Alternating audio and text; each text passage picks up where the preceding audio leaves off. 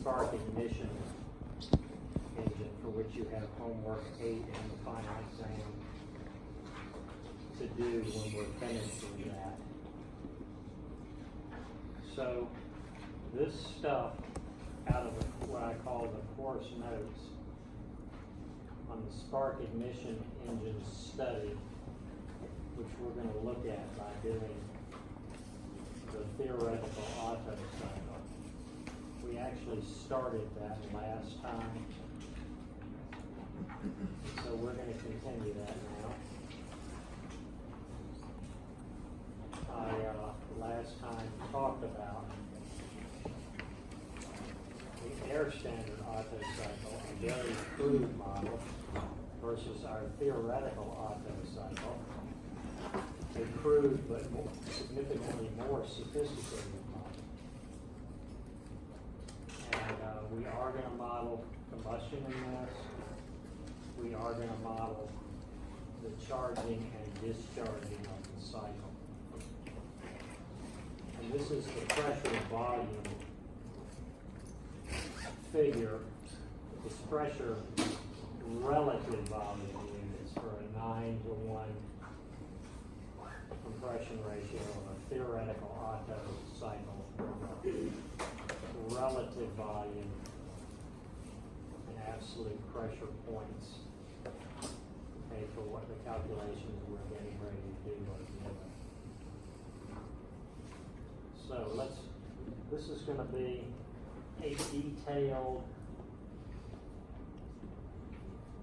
cookbook. Here's how you do it. Sample calculation. Okay? And it's basically 3 calculations. A reversible adiabatic compression, a constant volume, fixed mass combustion, and a reversible adiabatic expansion. Okay? And, once we have done those 3 calculations, we'll be able to put the results all together to estimate the power, fuel consumption, and thermal efficiency of our system. Okay? So, the theoretical Otto cycle, a detailed example problem. Okay, so here's what's going to be given, and this is what you all are going to do with some modifications, but no modifications from these specifications unless otherwise noted. Okay, so we're going to start out at sea level. So our atmospheric conditions, our static pressure and temperature are these values here, okay? And our fuel is going to be in octane. I choose this. Gasoline would be C7H17 approximately. Gasoline is not a specific compound. It's a blend of our hydrocarbon compounds that for 1 mole of gasoline fuel would give roughly 7 moles of carbon and 17 moles of hydrogen. So octane, a pure substance, is going to model gasoline. And HRP at standard conditions, meaning at 25 degrees C, for octane is this, and this is on a kilogram basis. So if you use 114 kilograms per kilomole, you will convert, you can convert and get HRP at T0 on a kilomole basis for your octane, okay? And so, so you will get what we use for octane out of our handout. With a molecular weight of 101 kilograms per kilomole for gasoline, you could convert this HRP at T0, okay, to a kilomole basis.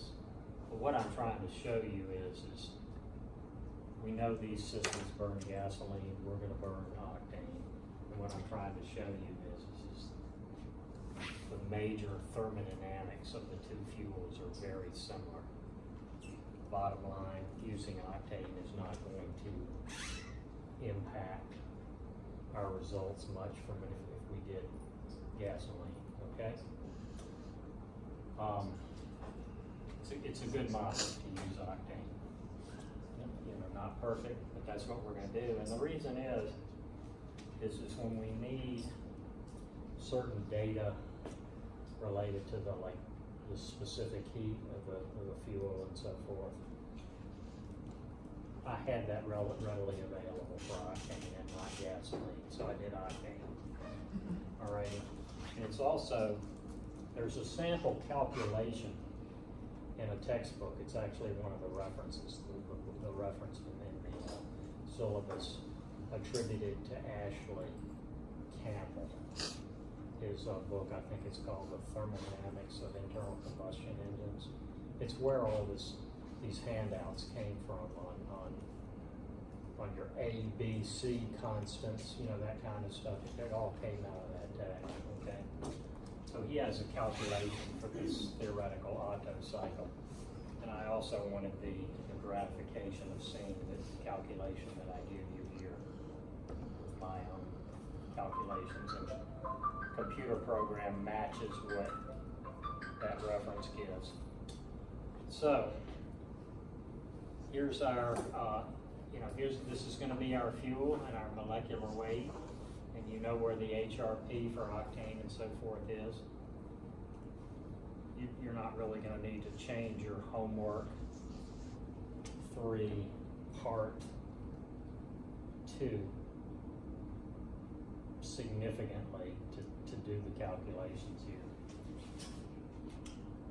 There is going to be one significant change, however. Compression ratio, R sub V. This is going to be your large volume over your small volume. Your initial volume, which is where we're going to start. We're going to start with our piston at bottom dead center with a full fresh charge of fuel air. And then we're going to do a calculation of what we get as we compress to top dead center, assuming reversible and adiabatic, hence isentropic compression. So V1 over V2 will be the same as V4 over V3. Okay? 4 states that we need to consider, 3 processes. That's going to be 9. Our compression ratio is 9. And we're going to assume this one cylinder engine has a displacement, okay, of 0.5 liters. So that's 0.0005 meters cubed.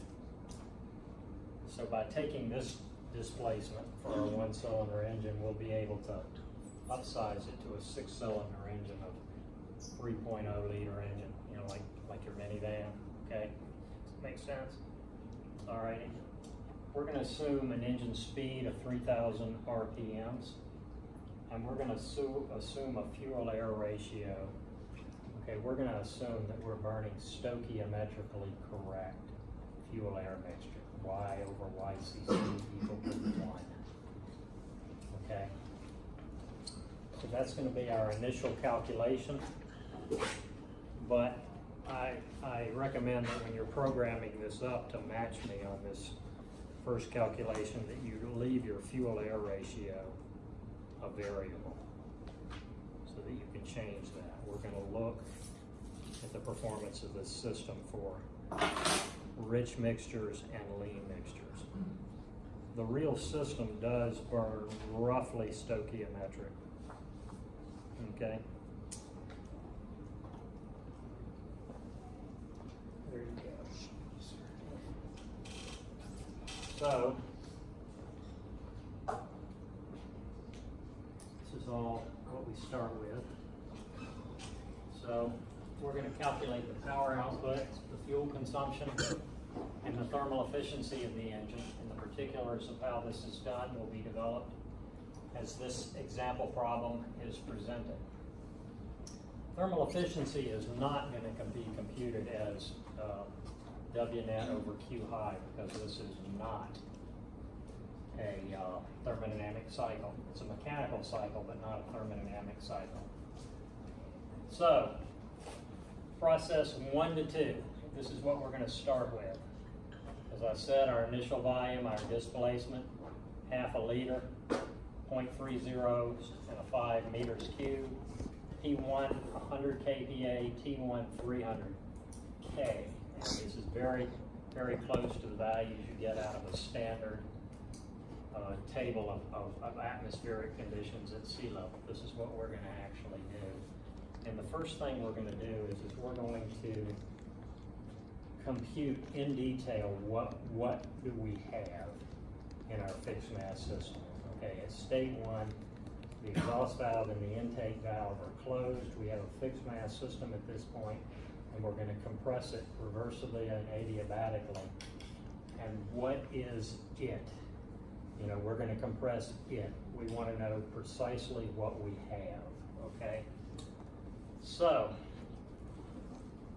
using the ideal gas law in molar form, okay, we know that P1 over P1 times V1 over R bar T1 gives us the total number of moles in our mixture, and it's this number. Okay, the molecular weight of air, 28.97, the molecular weight of octane, 114 kilograms per kilomole. Here is our fuel, octane, MC, 8 MH, 18 MO0. Here's YCC, 12.5. You all should know this because part 2 of your homework 3 involved octane, so you probably know what YCC is already for that. Here's our reactants. We'll deal with the products later. Right now, we're compressing the reactants. And we're setting up a proportionality of for every 1 mole of fuel, we're going to have Y moles of oxygen, 3.76 Y moles of nitrogen, okay? Mole fractions, okay? Y is the symbol, you know, the little y. Little y is typically the symbol we use in the thermotext for mole fraction, right? And remember, the mole fraction for a particular species, okay, is the actual number of moles that you have, okay, for the ice species over in total, okay, where in total is the sum over all species in ice, right? You all remember that? Okay. So, I don't know how many moles we have, okay, but I know that for the mole fraction for the fuel, okay, is going to be 1 over 1 plus 4.76 Y, right? Did you all buy that? And the mole fraction for the air, how much air do we have? Well, proportionally, we have 4.76 Y over 1 plus 4.76 Y. Okay? And we can get these mole fractions if we just specify Y. Okay, so that's going to be something you all are specifying, and I'm saying on this calculation, just for this calculation, Y is going to equal YCC. So we're going to do stoichiometric, and our particular Y equal YCC is 12.5. So knowing that Y is 12.5, I know my mole fractions, and they always have to add to 1, right? You should have a check that makes sure that the sum of your mole fractions, by that definition, will mathematically require your sum of your little y's to be 1, okay? So, for Y equal to YCC equal to 12.5, here are my mole fractions of fuel. versus air, so it's over 98% air on a molar basis. So I've already computed in total for my ideal gas law for the mixture as a whole.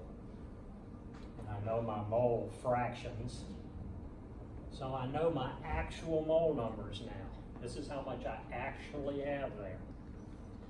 I have this many kilomoles of fuel and this many kilomoles of air. And then with my molecular weights, okay, I can compute these actual mole numbers to actual mass in kilograms, and then compute a fuel-air ratio on a kilogram basis, okay? So I know everything about what's getting ready to be compressed. Not just in terms of ratios, but because I gave us a particular dimension here of volume, I literally know how much of everything I have, what's there. I know anything I want to know about my mixture. Would you all agree with that? By specifying the displacement, okay, the volume, and by specifying what particular fuel I'm burning, okay, and by specifying basically, am I running rich, lean, stoichiometric? Okay, and if I were running rich, I'd have to give what is my Y over YCC, okay? And my Y over YCC here is 1, right? If I were running rich, Y over YCC could be specified as like 0.86, right? If I were running lean, it could be Y over YCC would be 1.16, right? And then I would have immediately specified my Y, knowing my fuel. You all know this, right? Now I'm saying for this calculation, Y over YCC is 1, okay? But program up things in a general way, because I'm going to ask you to look at your performance as a function of running a rich, stoichiometric, or lean mixture, okay? So, we're getting ready to do our calculation of our reversible adiabatic, hence isentropic compression. And the goal in this calculation is we want to know the work of compression, because we're trying to compute the power. So ultimately we want to know W net for this power stroke, and the power stroke includes the compression negative work and the expansion positive work. So we want our calculation to give us the work of compression, a negative quantity. And we also want to know our conditions at state 2. Okay, in particular the temperature. Okay, so we know everything at state 1. We want to know everything at state 2, and we want to know how much work we've had to put in. All right. And this is going to be controlled by the first law of thermodynamics, the second law of thermodynamics, and also your ideal gas law to a large degree. All right.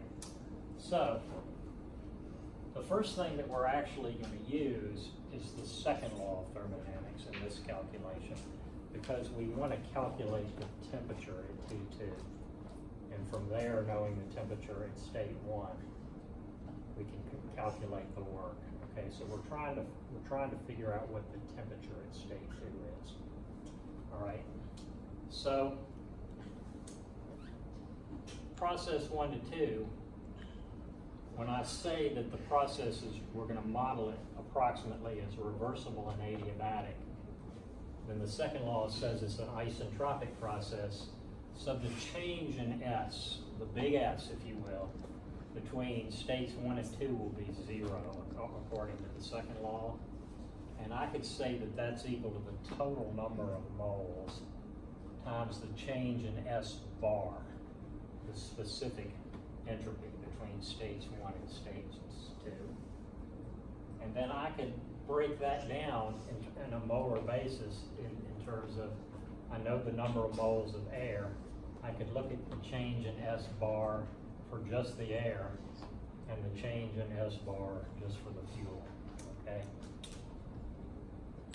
And if I divide this equation, if I take advantage of the fact that the left-hand side is 0, I can divide by the total number of moles and convert these ends right here to mole fractions, Y air and Y fuel.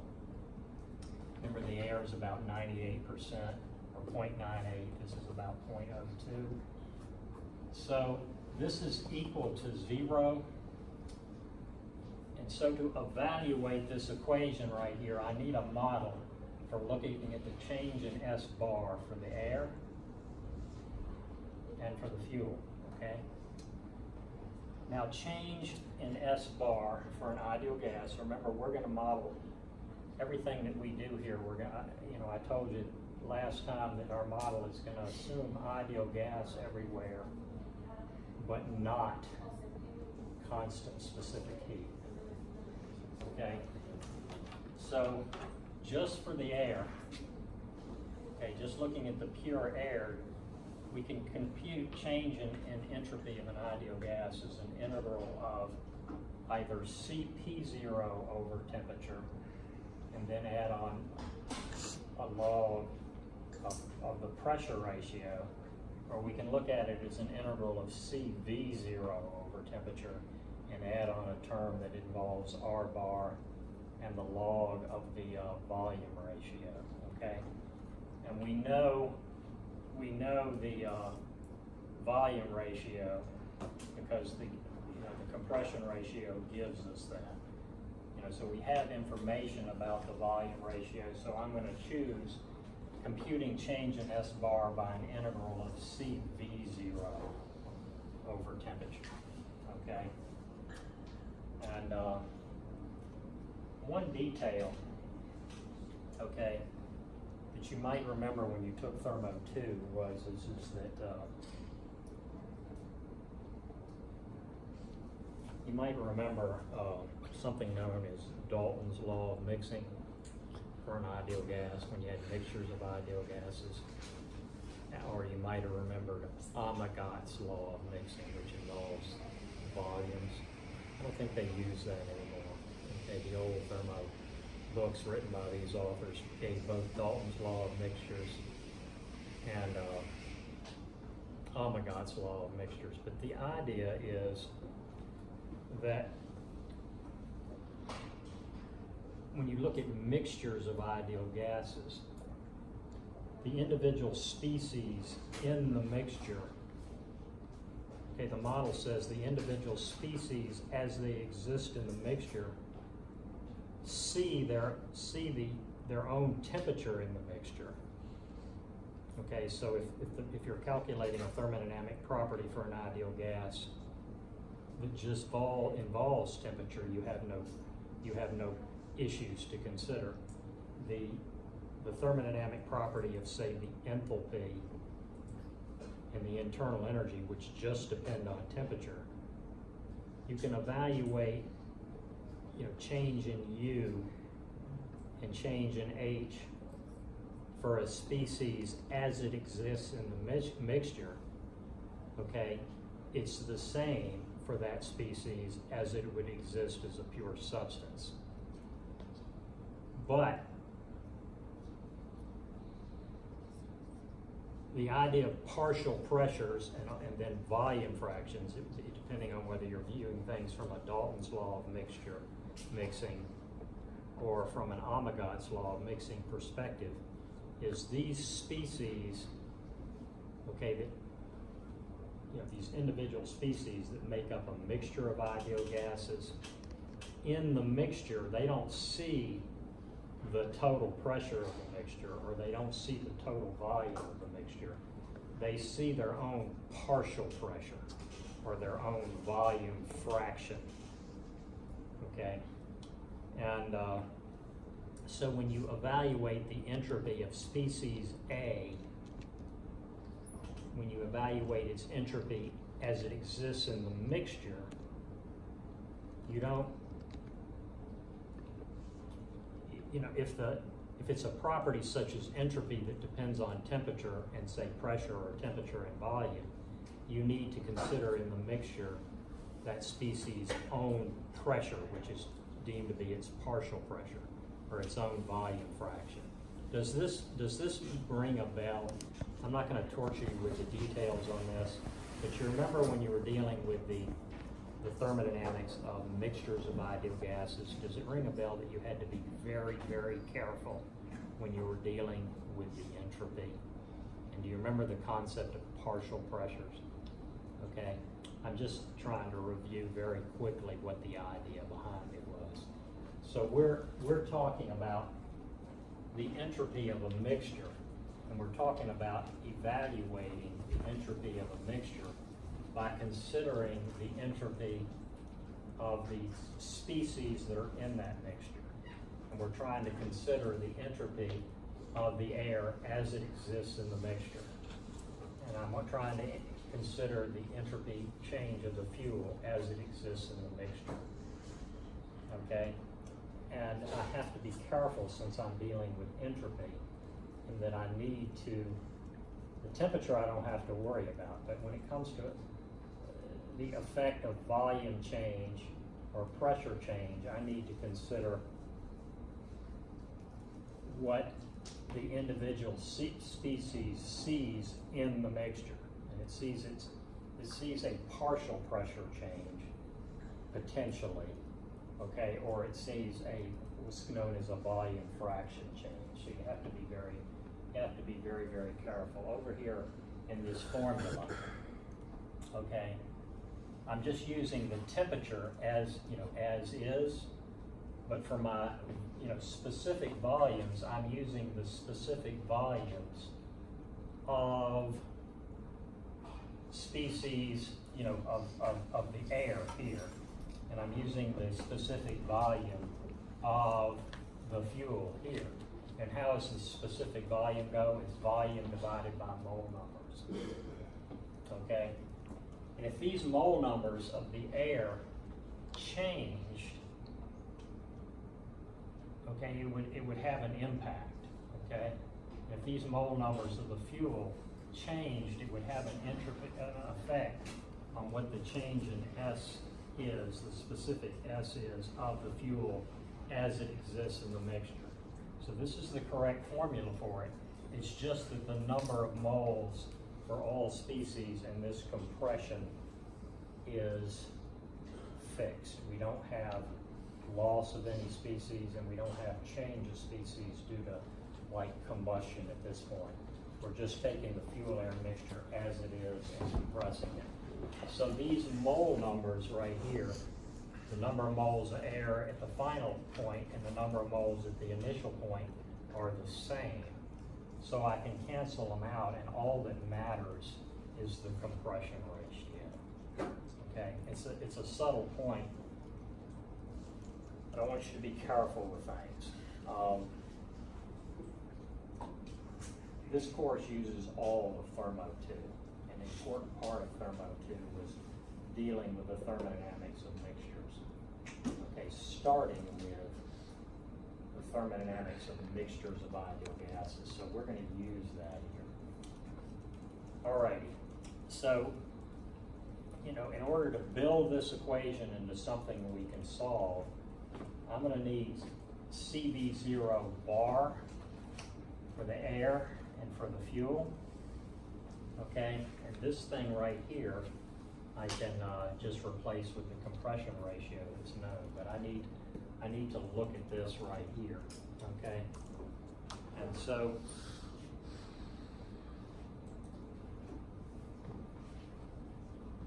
putting this all back together in the equation, and just where are we so far? If I take this expression for the air, put it in here, excuse me, this one for the fuel, put it here, no, here. I'm working in terms of mole fractions rather than mole numbers. So if I put this here, and set it equal to 0, and note when I do this that this term and this term are common. Each one multiplied by Y fuel, the other Y multiplied by Y air. That sum is 1. Okay, So that those two mole fractions are going to disappear for the volume term. Okay. So here's where we are so far. 0 is going to equal y for the air times the integral of CV0 bar over T for the air plus y fuel times the integral of the CV0 bar over temperature for the fuel. And then we have this plus R bar log of the compression ratio, which is 9. Okay, 1 over the compression ratio. That's what it is. And these two y's, which were common to this thing, add together to become 1. Is that clear so far? Now, CV0 bar in general is equal to CP0 bar minus R bar. And we have a CP0 bar both for air and octane in handout 1, I think it is. And it's given in the form of A plus B times temperature. Allow me to show it to you so you'll know where to find it.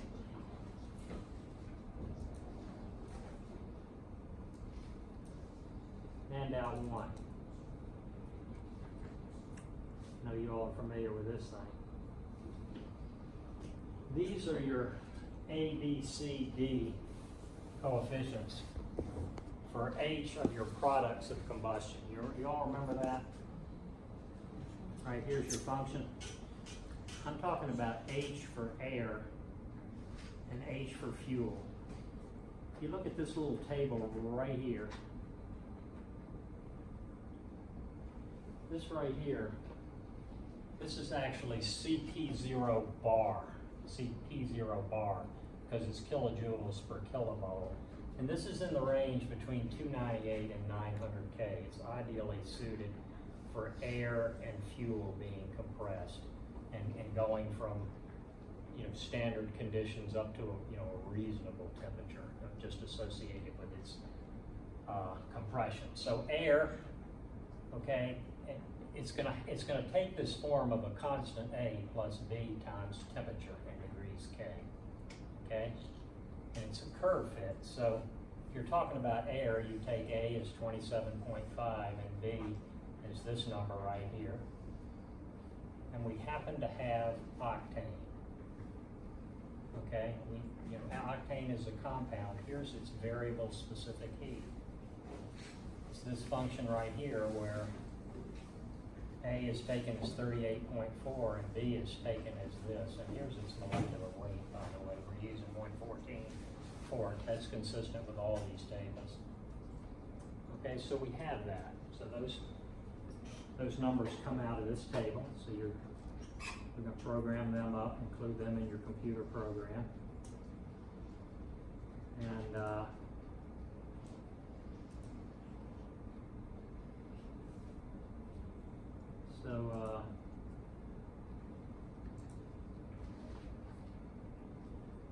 substituting in for CV0 as CP0 minus R, and then replacing CP0 with A plus B over T, I need to divide all of this by T and integrate, and I can do that and find antiderivatives.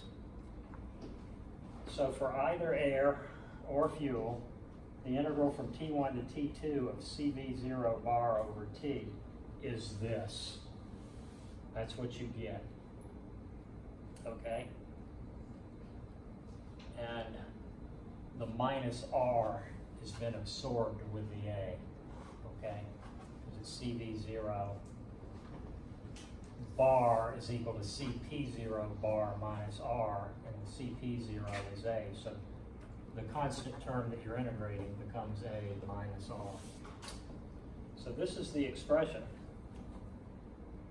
And so I basically take this idea here and substitute it in here for these integrals, except I got to be sure to use A and B for air when I'm here, and A and B for fuel here. Okay? So I basically say that this integral can be expressed this way. Okay? Just the integral itself is basically a change in a function phi, where phi just depends on temperature, either T1 or T2. Okay? So here's how I express it, and this is the essence of what you're going to solve to find T2. Okay, S2 minus S1 bar equal to 0. This is your second law, and this is what you're going to find T2 that makes this so. Okay? And so you have a phi function for air that you need to evaluate at T2, and a phi function for fuel that you need to evaluate at T2. And here's the function. And your constants change depending on whether you're dealing with air or fuel. And then you have this plus R bar log over the compression ratio. Okay? So there's only one unknown in this equation. It's T2. That's it. Okay, so you need to find the value of T2 that makes the left-hand side 0. So what you'd like to be able to do, of course, is do a bunch of algebra and say T2 is equal to everything known on the right-hand side. You can't do that. Okay, the functions have logarithms, and logarithm per se doesn't mean that you can't take an exponential and get rid of it, right? But you got two of them here, it's a mess. You can't solve this thing explicitly for T2, so you're going to have to iterate. Okay, you know T1, and you know everything that is, you know all these constants in your phi function for air and fuel. What you don't know is T2. You know T2 is going to be higher, right? This compression ratio 9 here is going to force it, so T2 is a higher temperature than 300. You know, you're starting at 300. That's what T1 is. You know that. So I did Newton-Raphson on this thing. That means you need to differentiate this function with respect to T2. Okay, and then say T n plus 1 is equal to T old minus the ratio, right, of the function at the current iteration at T2 divided by the derivative of the function, right? Remember the Newton-Raphson iteration strategy? Or you can just give this thing to MATLAB and let it find the particular value of T2 that makes this 0, and then what you've done is you've enforced the second law. You've found the value of T2 that makes the entropy change for this mixture 0, consistent with reversible and adiabatic. Okay? And when I do the Newton-Raphson, I'm giving you some of the derivatives here. Okay, here's the Newton-Raphson. When I do this, I get T2 of 623.367. And this is a benchmark for you. Okay, this thing is chock full of benchmarks. You need to get that value or you have something wrong. Okay, is that clear? And I would program it up with a variable y, so that once you know this is working, then you can change your y or your compression ratio. That's what we're going to principally look at, and get correct values. Okay, you all got this? Okay. Now I think this is kind of interesting here because this assumed correctly a fuel-air mixture. We assumed ideal gas and variable specific heat. I did some calculations here because I wondered on this compression, was that essential to do that? Okay. And one of the things I did was, as I said, okay, it's less than 2% on a molar basis fuel. What if I just, at this point, neglected the compression of a fuel and just said, let's just compress pure air, but we'll do variable specific heat. So to do that, all you have to do is change the mole fraction of the fuel to 0 and the mole fraction of the air to 1 in the computer program, and I ran it. This is with variable specific heat, and I got 691.974. That's a huge difference, isn't it? So this little bit of fuel is making a big difference in the temperature Why do you think that is? Why do you think it has such a big impact? Because it takes some of the energy and make the ignite the fuel. Well, nothing's ignited, right? It's just got such a tremendous different specific heat, right? The energy, you know, the thermal energy that is absorbed or that is put in to do this, the fuel, you know, capacity to absorb and release that is so much different than the air. You know, even before it's ignited. Does that make sense? You know, the effect of that other specific heat, just being 2% of it has a big impact, okay? And then when I did both pure air and constant specific heat, okay, so if it's pure air and constant specific heat, K should be 1.4, right? And this is an isentropic relationship. Isentropic process is an ideal gas at constant specific heat. This relationship is valid. Ideal gas, constant specific heat, right? Isentropic. So from just this simple equation right here, assuming it's air, constant specific heat, you could solve for T2 right here, knowing the compression ratio and K equal 1.4, 722 K. It's like a 100K air. Okay, so this business, ideal gas, is going to do all right for us, but we need to consider everything that's going on with the fuel and the products of combustion. We can't just model it as air like the air standard cycle did, and we have to consider variable specific heat everywhere.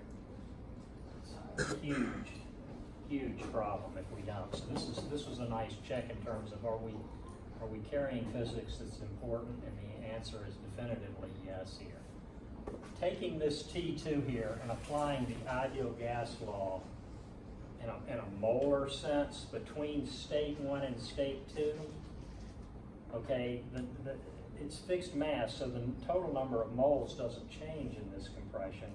So I can basically, between states 1 and state 2, I can basically take N total times R bar common and come up with this expression right here. And then solving for the pressure, okay, at state 2, knowing T2, and knowing P1, T1, V1, and V2 by knowing the compression ratio, I get a pressure is gone from 100 kPa to 1870 kPa.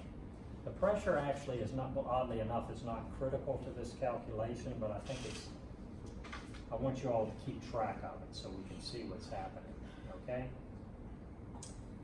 So we now know T2 and P2 and V2, okay? It's 9 times V1, right?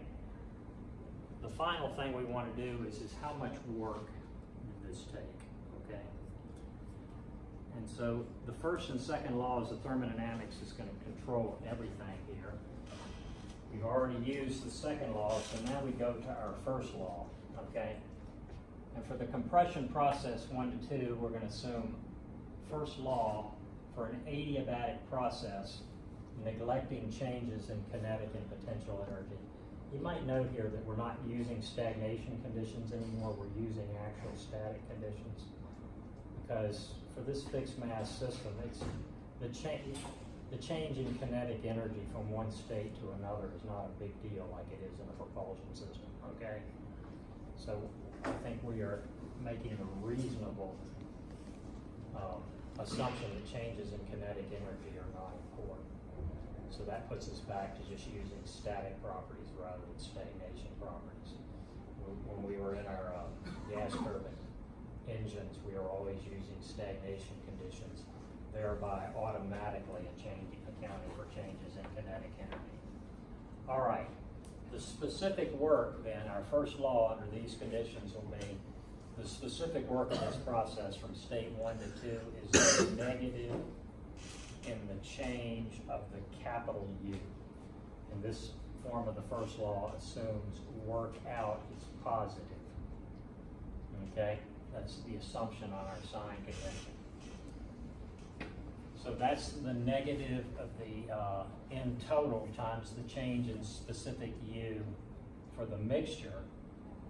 And the change in specific U for the mixture is definitely calculated correctly for an ideal gas by considering the change in U bar, that is, U bar for the individual species.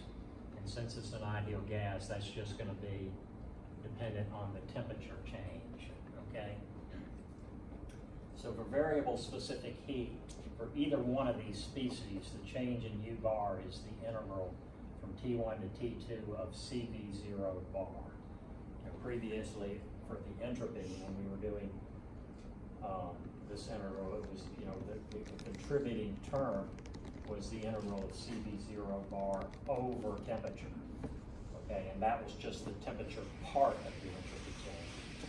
Here there's nothing but the temperature that affects the change in U or H for an ideal gas. There's no other property that we need to concern ourselves with, and the change in U bar is the integral with respect to temperature of CV0 bar. And we have CV0 bar for the air and the fuel. We already have them. Okay, CV0 bar is CP0 bar minus R bar. CP0 bar we have in our handout is this function A plus B over T, absorbing the R bar here. Okay, the change in U bar for each species after we turn the crank on the integral is this. Okay, we have a constant term that we integrate, and then a linear term that we integrate. And the integral of the constant term gives us a linear function in temperature. The integral of the linear term gives us the quadratic, right?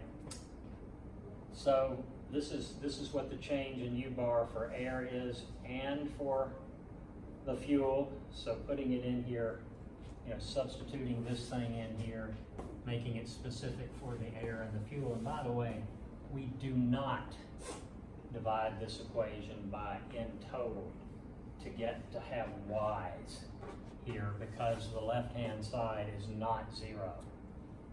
Okay, when we were doing the second law, we had these things appeared as mole fractions rather than mole numbers because we divided by in total. Left-hand side was 0. Not so here. We need actual mole numbers. And this is our first law expression for the work. Okay, and it's explicit. No iteration necessary. Okay, both T1 and T2 are known. And if you put everything in here, you get the work of compression is negative this number. And you expect it to be negative. And what you've got is kilojoules, okay? But that's the number of kilojoules that we expect to have to expend for every compression stroke.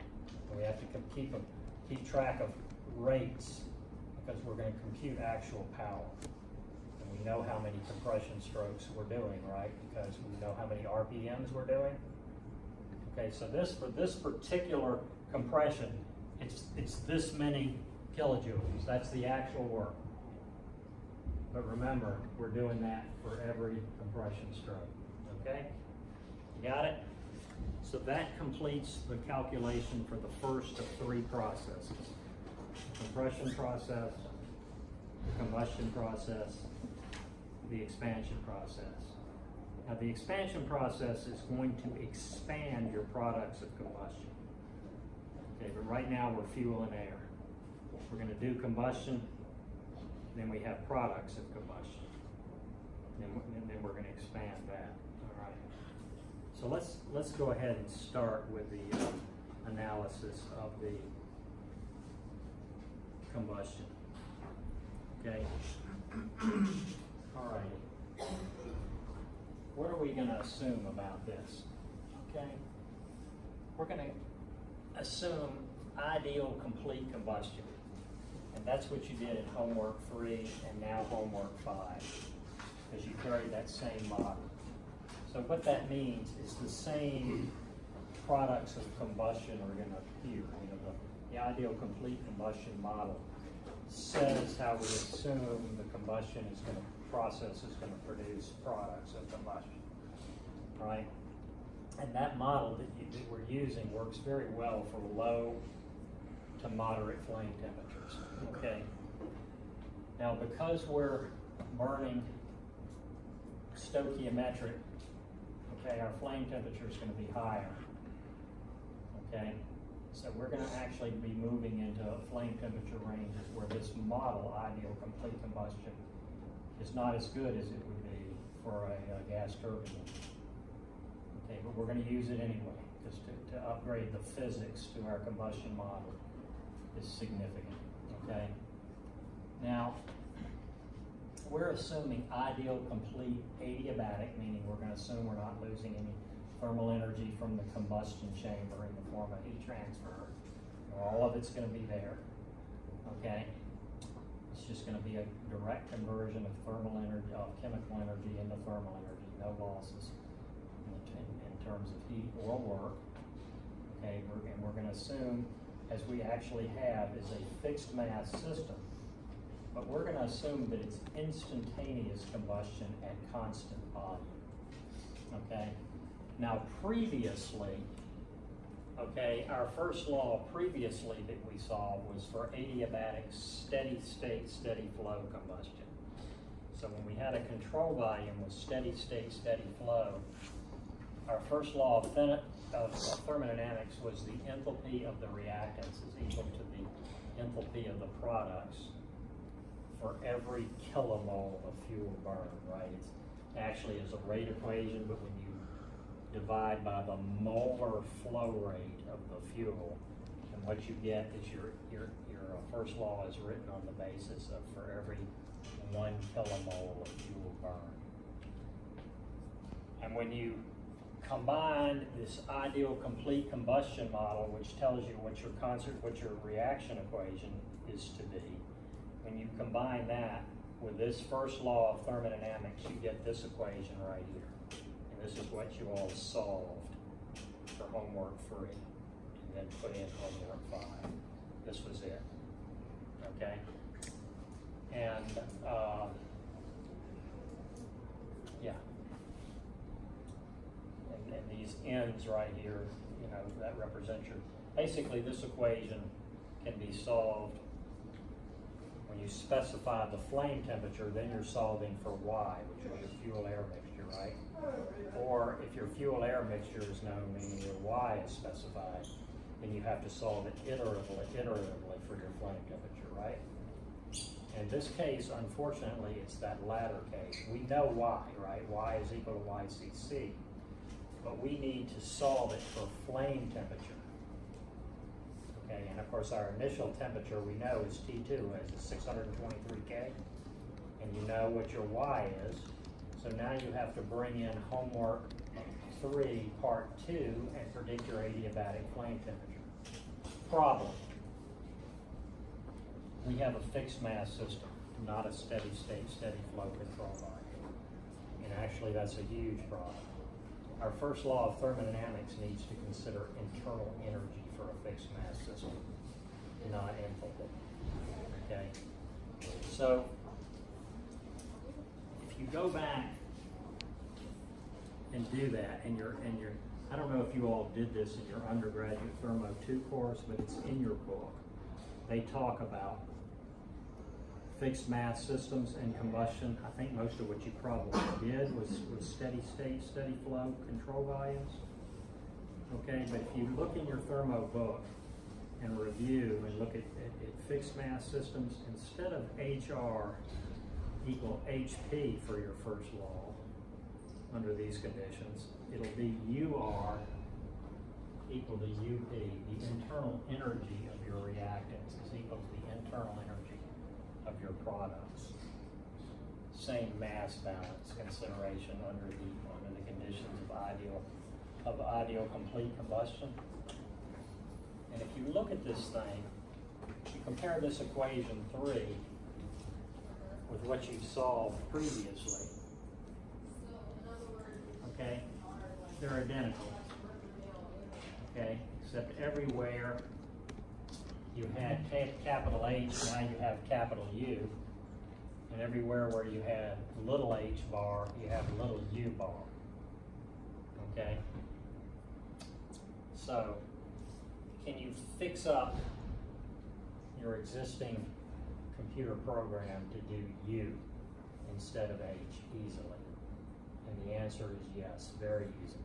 You don't, it's a very, very important change. It makes a difference of like 500K, you know, seriously. It's like 500K, you know, it's non-trivial to consider it, but it's trivial to adjust your program to do that, okay? So, U bar, little u bar, for the ith product of combustion. You remember, this was formerly delta H bar for all 5 products of combustion. Now it's U bar, okay? What is U bar? Okay, it's H bar minus R bar, right? Times T, right? For an ideal gas. So, I'll look into this in just a second. What about this URP at TR, approximately equal to T0? We'll talk about this. This was your HRP for your fuel at T0, remember? Got that out of your table, all right? And then you remember this HRP for this little reaction was some number, 282,000. You remember all that? Okay. Just trust me, okay? You've got to switch that number from whatever it was, 282,000 to 281,400. That's what it is. Okay, technically you need to evaluate it at TR, but 298K, T0 is okay. So you switch this number, and you need to go from HRP of the fuel to URP of the fuel. And I have a handout on that. Your textbook discusses that. Your Thermo 2 textbook discusses that conversion. It's HRPs that are normally listed in tables. And when you need URPs, there's a conversion formula based on theory that we'll discuss, all right, and I'll give you the bottom line. So this is going to be just an adjustment from HRP to URP for the fuel at T0, okay? So this thing right here, now formerly we had H bar is a function of T for the I species, where it's AI plus BI T plus C log TI, right? Log T. Okay? And this was either your upper or lower coefficient, right? 1 or 2, depending on what the temperature was. Remember that? And then if it was TR, you put TR in here. And if it was T sub P, you put T sub P in here, right? Very simple. Y'all remember that? Well, U bar in general is H bar minus R bar times T. That's what it is. So if you want to convert your H's to U's, okay, then you've got to go minus T, R bar times T, either R or P, right? That's all you did. You just subtract that off. So you could just, in effect, replace A, B, with B minus R bar. You have it, right? Simple. Okay. So that's easy enough. You got to do it for every one of the species. So delta U is delta H for every species minus R bar times TP minus TR. Okay? So if you look at all this and put it back in this summation right here, okay? then basically everywhere where you had delta H, you know, between T sub P and TR, everywhere where you have that, you just replace it with a minus R bar times TP minus TR, okay? And URP, this is the formula for it. Here's how you compute it from HRP. You convert it to URP. I have an entire formula for why this is the correction. Okay? You just take this number times your MH plus MO, you know, over 4 and 2 respectively, minus 1. Okay? And for gaseous octane, this is what it is. Okay? So this is going to actually be your number for URP. What was it for HRP for octane at T0? It was still minus 5 million something, right? But this is just an adjustment to this table value right here. Instead of that number right there, here's what you had in a previous handout one. For gaseous octane, your HRP was, you all used it in your program. For gaseous octane, it was that. Okay, now that's HRP at T0. Now you're going to use URP. And man, isn't this exciting? You all as excited as I am. You all look thrilled.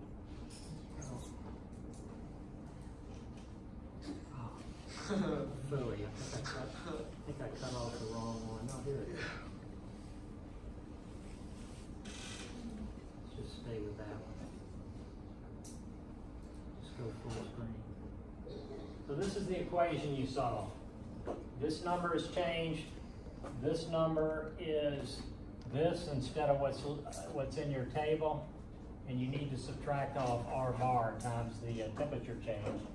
And if you're doing Newton-Raphson iteration, your derivative is going to have this minus R term in it. Okay, for every one of your CPs. Basically, what you're doing is computing your CPs. You remember CP0 is your derivative of H. So what you're now doing is your derivative of U, which is CV0. So you remember CP0 is CV0 is CP0 minus R. So you've got to subtract off R from your derivatives if you're doing your own Newton-Raphson. Okay, folks. This is a key calculation. Okay, and then we'll end tonight. For a fuel of octane, and Y equals YCC for this octane, Y is given. Okay, so in effect your fuel-air ratio is given. The only unknown in this equation, with TR, your temperature of your reactants, equal to T2, which was this all-important number that came out of our compression calculation. You solve this equation iteratively for the flame temperature, and here's what it is. 3,142.23 K. That is the right answer that you all need to get for your assignment. This is a milestone. Okay? Is that clear? You all want to mod? It's a very simple modification of your homework 3 to get this. Just out of curiosity, if we had failed to convert to U from H, if we just used homework 2 straight up, with this same TR using H rather than U, we underpredict the flame temperature by about 500 K. Okay, so you definitely need to do the first law of thermodynamics correctly. You know, when I teach Thermo 1 and people interchange U and H all over the place, just hate that. Okay. I'm hoping that you'll find, for those of you who got over that but didn't know why, I'm hoping this maybe will be reinforcement for you doing good thermo. You do good thermo, don't you? Right? So here's your flame temperature. And what I'd like to do is get the pressure. Two things left to do. I'm tracking the pressure, so we're going to get the pressure. And then we need to look at what do we have. You know, we don't have the same thing that we had before. We have products of combustion. And just like the reactants, where we analyze exactly what were the mole fractions, what were the mole numbers, how much mass of everything do we have. I want to know exactly how much of those 5 products of combustion that we have in detail, because we're getting ready to do an expansion, and we need to know what is expanding in detail to calculate things correctly, right?